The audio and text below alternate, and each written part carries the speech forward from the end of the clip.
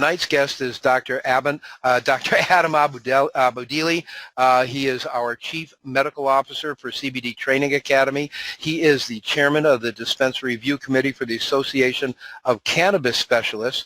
He both can do a colonoscopy and general surgery, because we know every 10 years you have to do that. And the cool thing about it, he's so involved with cannabis that he is the CEO and founder of a supplement company that he owns. He's the CEO. Is called Reserve MD. So please welcome to our guest tonight, Dr. Adam Adodeely. Hello, doctor. How are you tonight? Great, Rich. Thank you. Oh, very good. Where are you located tonight? Where are you broadcasting from? I'm from Lake Placid, New York, up in northern New York. Is it snowing up there? As we speak, it is, as a matter of fact. I love it. You know, I imagine it's cold too. So here's what I'm going to do. I'm going to make you the presenter. So I went ahead and I am giving you the reins, so to speak. There's our picture. If you can just go ahead and take over the screen. Now, folks, we're getting ready to start this. You're going to get about 45 minutes worth of solid content. We're going to be chatting about it. We will explain things if you don't understand them, but the most important thing is to pay attention, because everything that we chat about tonight is going to help you, and it's going to make you a better coach, and having the information. You know, they say education is important, but it's that use of education that's the most important. So, doctor, I'm just going to go ahead and hand it over to you. Well, great. Well, thanks again, Rich. I appreciate the opportunity to give this presentation, and I'm looking forward to sharing with the audience a little bit about my story, about how I became involved in CBD, and also give everyone a brief overview of some of the benefits of CBD, as well as some of the other compounds found within the plant. I hope to provide some guidance for those who are considering CBD therapy, or for those who are considering working with individuals who are interested in using CBD therapy, because it is becoming increasingly popular and people have a lot of questions about it, and there's a really whole lot of knowledge that is needed in order to provide adequate advice for patients and consumers. So I'll just get started here. So one of the most common questions I get asked is how did a board-certified surgeon like myself become involved in incorporating CBD and cannabis into my practice? And my experience utilizing cannabis-based therapies for patients began back in 2010. And as a surgeon who specializes in gastrointestinal diseases as well as cancers involving the GI system, several of my patients would openly admit to me that they were utilizing cannabis to treat a variety of their symptoms associated with their diseases that they had. And I found that in multiple cases, they were actually receiving significant benefit, which oftentimes exceeded the outcomes compared to what I was providing them from a conventional medication standpoint. So this became somewhat of a dilemma for me, since I realized that their stories were real, and more importantly, their clinical outcomes were real. So it's something I just simply couldn't ignore.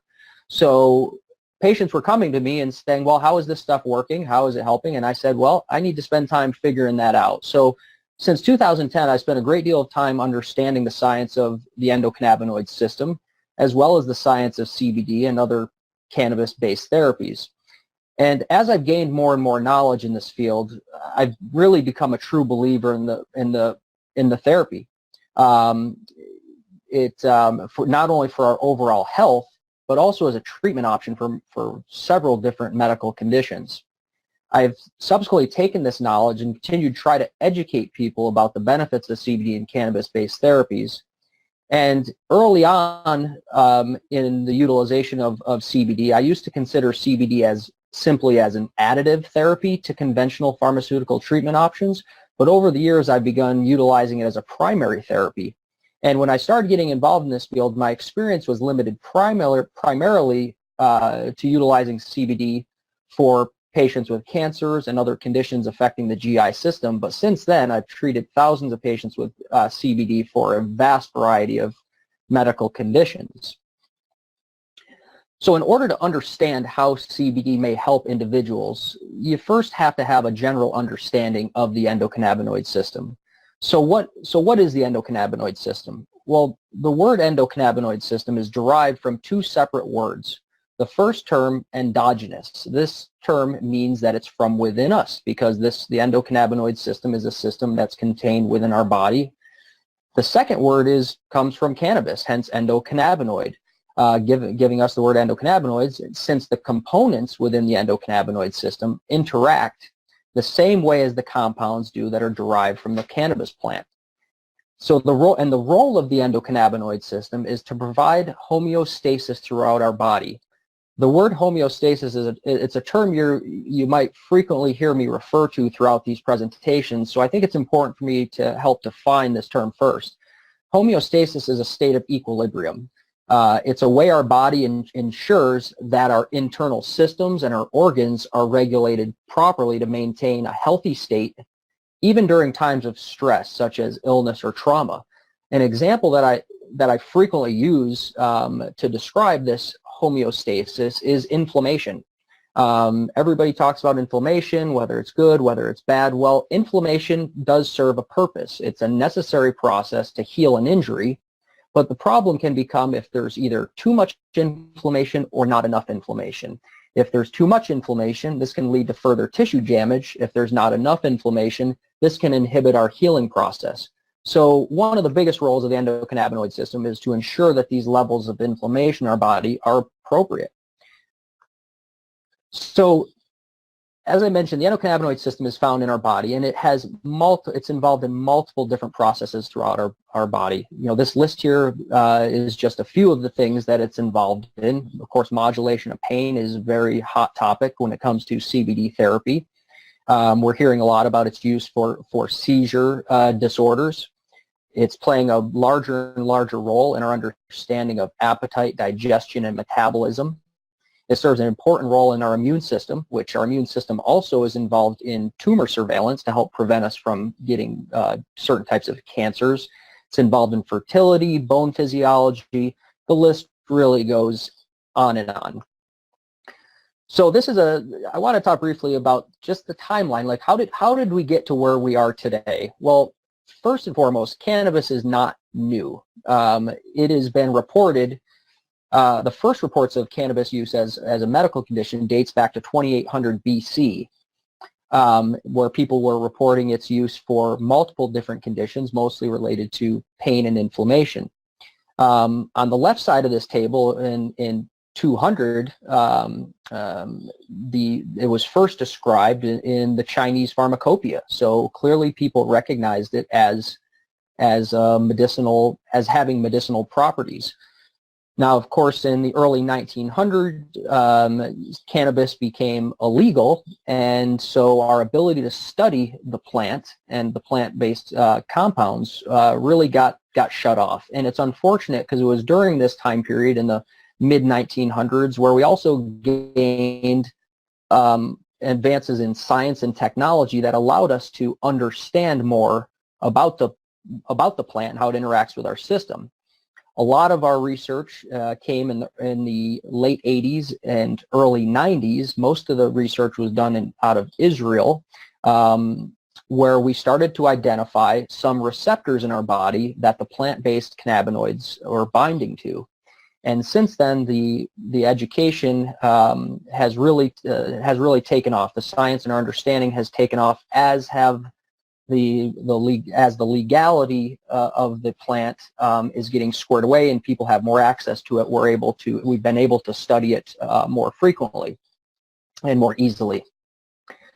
So as I mentioned, the endocannabinoid system's role is to provide homeostasis. Now, how does it do that? Well, it does that through multiple different mechanisms. One of the mechanisms is that it helps protect our nerves. As I mentioned, inflammation needs to be controlled. And if there's too much inflammation, that can be a bad thing. If there's not enough inflammation, that can be a bad thing as well. So one of its roles is to protect our nerves through what we call neuroprotection. As I mentioned, it modulates our immune system to make sure that's kept in check, but also helps us identify potential threats to our body. It acts as it provides a protective layer against abnormal cells that become injured. It protects us against cancer cells, and then it also regulates our metabolism through nutrient transport, lipid metabolism, as well as energy storage. And this list is far from comprehensive, but it certainly hopefully provides some general outline of some of the ways it provides homeostasis within our body. The endocannabinoid system is made of three main components. The diagram you see on the right side of your screen are two nerve cells which are talking to each other. And the way that nerve cells talk to each other, and the way any cells talk to each other, is through chemical messengers, what we call neurotransmitters. Now, our body has natural endocannabinoids. These are not neurotransmitters, but they're actually neuromodulators. Now, what that means is that they actually help control the amount of neurotransmitters that are released. So it determines how active cells are talking to one another. Now, these neurotransmitters, as well as the neuromodulators of the endocannabinoid system, also have to have receptors which they bind to. And when these neurotransmitters or the neuromodulators bind to these receptors, they induce a particular response to the cell which they bind to. And then, just like every other system in our body where there are neurotransmitters and neuromodulators, there have to be enzymes which are responsible for making those neuromodulators, but also enzymes which are responsible for breaking them down. So let's talk about our natural body's endocannabinoids. These are natural compounds that our body makes that act as neuromodulators to, again, control the amount of signaling that occurs between two cells. And the two most common endocannabinoids are referred to as anandamide and 2-AG. Now, these two compounds are produced during times of stress. So if our body has an injury or an illness, we will naturally produce more of these. And what they do is that they help then downregulate the neurotransmitter release between the two cells. So for example, if somebody has chronic pain, one of the problems with chronic pain is that there's too much neurotransmitters being released from one cell to the next. Hence, patients experience increased pain. Anandamide and 2-AG can sense this, and what they will do is then they will tell those cells to actually slow down, not produce as much neurotransmitter, and therefore decrease the amount of pain which is sent, pain signal which is sent from one cell to the next. And anandamide and 2-AG bind to multiple receptors, which I will go into. The most common being CB1 and CB2 receptors, which stands for cannabinoid type 1 and cannabinoid type 2 receptors, and then our TRPV receptors. And 2-AG predominantly binds to CB1 and CB2. So if you look at the endocannabinoid receptors throughout our body, although we talk primarily about cannabinoid type 1 and cannabinoid type 2 receptors, we also now know that the endocannabinoid system is made up of other receptors as well, which affect the role of the endocannabinoid system. For example, serotonin receptors called vanilloid receptors, as well as other receptors called peroxisome proliferator activated receptors, or also known as PPARs. And the diagram on the right shows the human body and kind of where these receptors are located. And these receptors, although they oftentimes tend to be located more frequently in certain parts of the body, these receptors are all throughout our body. And as you can see, they are involved in memory, seizure threshold, regulating our immune system, all of the things that we talked about before that the endocannabinoid system is involved in. So I wanted to talk briefly about two of the main cannabinoid receptors, because this is where you kind of have to start understanding how these receptors affect our body and our endocannabinoid system and the ailments. So the cannabinoid type 1 receptor, this is highly expressed in the brain. And if you look at this image in your upper right-hand corner, this is a brain image showing where the activity of the CB1 receptors are located. They're most prevalent in our brain and in our spinal cord, which is referred to as our central nervous system, but despite that, that's also found in our peripheral tissue as well, such as in our adipose tissue, which is our fat tissue, our liver, pancreas, muscle cells, our immune system. And its main job is to modulate neurotransmitter release. Now, activation of the CB1 receptor is also what is responsible for the main psychoactive component of different cannabis-based products. It is activation of the CB1 receptor, for example, by THC, is what's responsible for giving that individuals that euphoric or that high feeling that people get. Another important thing to note is about the safety of this, and I will touch upon this in a few slides later, but one thing I wanted you to keep in mind is that there are no CB1 receptors found in the brainstem, and that's important because that is the main reason why people can't overdose on cannabis, and I'll go into that in a little more detail in one of the presentations along the way here. The second receptor that I want to talk about is the CB2 receptor. So again, this is an MRI diagram showing where CB2 receptors are primarily lit up. And as you can see, a lot less in the brain and in the spinal cord, but a lot more in our intra-abdominal organs, which also contain all of are involved in our immune system and our metabolism, as well as detoxification of our system. These cells are, the CB2 receptor's main role is to act as, to modulate inflammation. So as a result, the CB2 receptors are found on the cells which are responsible for immunomodulation and inflammation, such as our B cells, our T cells, and our macrophages. And when these cells are, and when these receptors are activated, they act in inhibitory fashion to the immune system. So if you have too much inflammation and you activate a CB2 receptor, it'll help downregulate that inflammatory response. So increased CB2 receptor signaling results in decreased inflammation. Again, it's one of the many things that it does, but it certainly is a good starting point to understanding what the CB2 receptor actually does. And the third part of the endocannabinoid system are the regulatory enzymes. The diagram below, again, shows two cells talking to each other. And there's a lot going on this slide, but basically what I'm trying to express in this slide is that our natural endocannabinoids, anandamide and 2-AG, they also have to be broken down. Just like any other hormone or neurotransmitter in our body, there's always an enzyme that's responsible for breaking them down.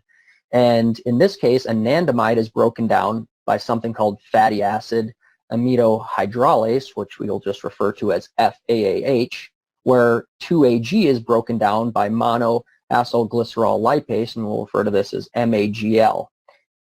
And this is important. The reason I bring this up is because it's important because a lot of the effects of CBD one of the effects of CBD can be to act particularly on these regulatory enzymes. So how do plant-based cannabinoids interact with our endocannabinoid system? Well, currently there's over 100 different types of cannabinoids. Everybody likes to talk about THC and CBD. Those are the two major cannabinoids because they make up the majority of the cannabinoids within the cannabis plant. However, we know that there's over 100 different ones, which we refer to as minor phytocannabinoids or minor cannabinoids. And they also, we're learning, have very important roles as well. CBC, CBG, CBN, THCV. We're learning more and more every day about the roles that these play within our endocannabinoid system and their potential use for therapies. We refer to the cannabinoids as the primary compounds within the plant, but then we have secondary compounds as well. One is called terpenes, which I'll dive into a little more in the next slide. The other are flavonoids. Flavonoids are found within the plant as well, and they have antioxidant and anti-inflammatory properties as well. And the way that all of these compounds work is they can work individually to have a particular effect, but they really work through multiple different mechanisms by working together as what's referred to as the entourage effect. So these particular compounds, one of the ways that they can act is they can bind directly to our endocannabinoid receptors, like we talked about. They can bind to CB1 receptors, CB2 receptors to cause a particular response within that cell. They may alter the structure and function of that receptor so that receptor acts differently. It may also bind to other receptors, including serotonin receptors, which you may be familiar, is one of the targets for antidepressant medications as well as anti-anxiety medications. And they also block those two enzymes, which I talked about, which are responsible for breaking down our natural endocannabinoids, FAH and MAGL.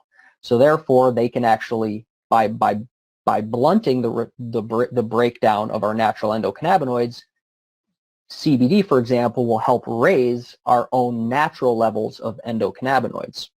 So we still have a lot to learn, but research is going to continue to focus on how the numerous compounds found within the plant will interact with our endocannabinoid system.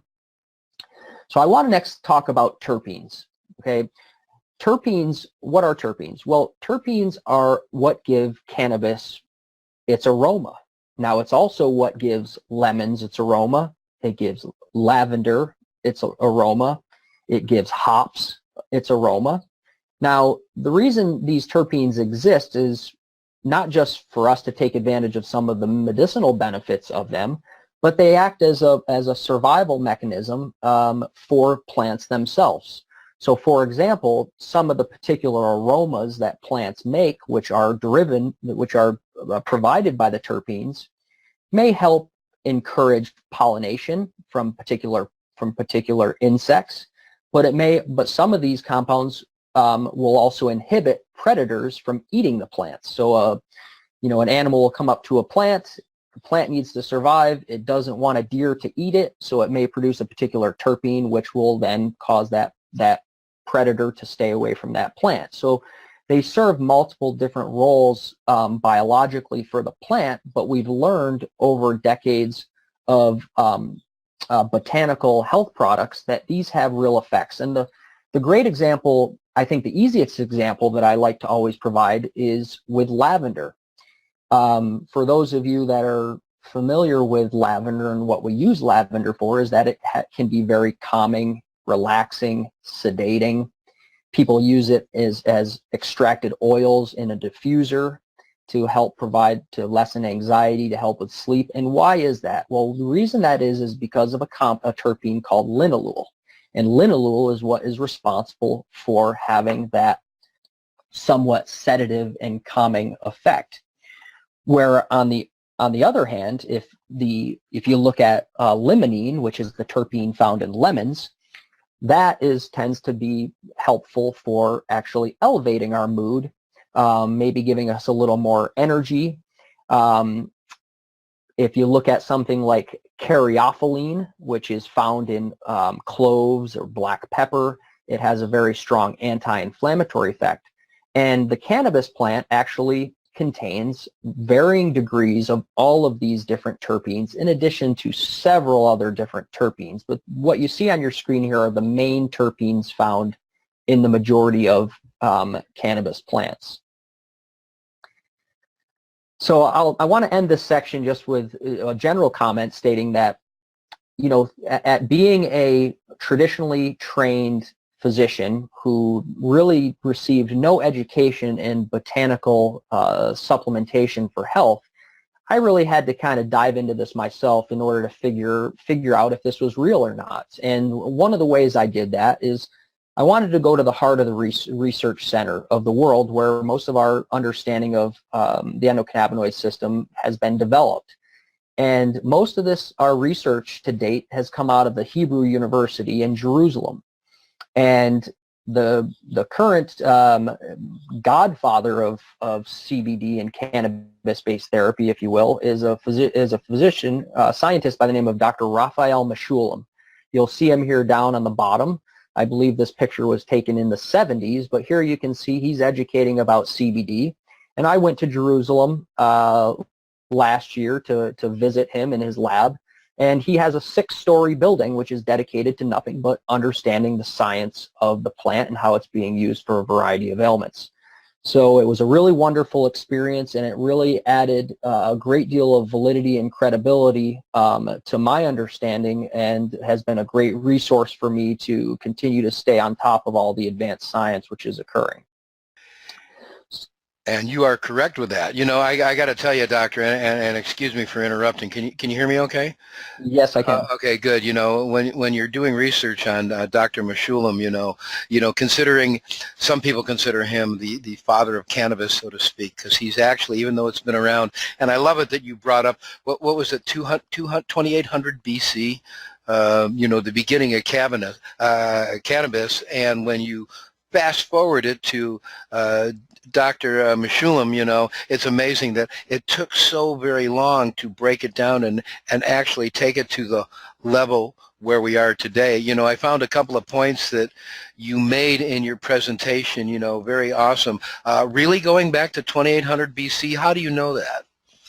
I mean, Well, there's been multiple documentations of that, but they've also found evidence of cannabis itself being found in Egyptian tombs, and with actual documentation of it being used for particular ailments, everything from treating chronic pain to treating hemorrhoids to treating bleeding conditions to treating headaches.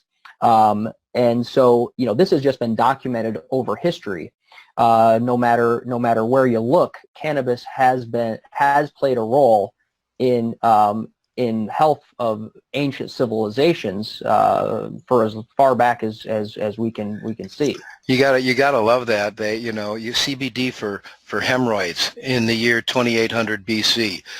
Who'd have thunk it, huh? So, That's unbelievable. I know, and when you talk about, and I was watching all of your screens, and I was just trying to formulate it because I have a brick and mortar store, and I talk to people all the time, and they rely on me, and, people, even today, he said, I trust you, what can I do? And there's so much misinformation out there, and just listening to your presentation alone, there's an opportunity, and I've been screenshotting, and if you take a look at the top, you're able to screenshot some of your slides. If some of those words you don't understand, you can always look them up on your own, because this is part of the research tool that we have, and you'll be able to break it down into your own words, where you can explain the CB1 receptor is from your brain, and the CB2 receptor handles the things that are in your organs, and one more thing that just amazed me, doctor, you mentioned that there are no CBD receptors in the brain stems, and that is why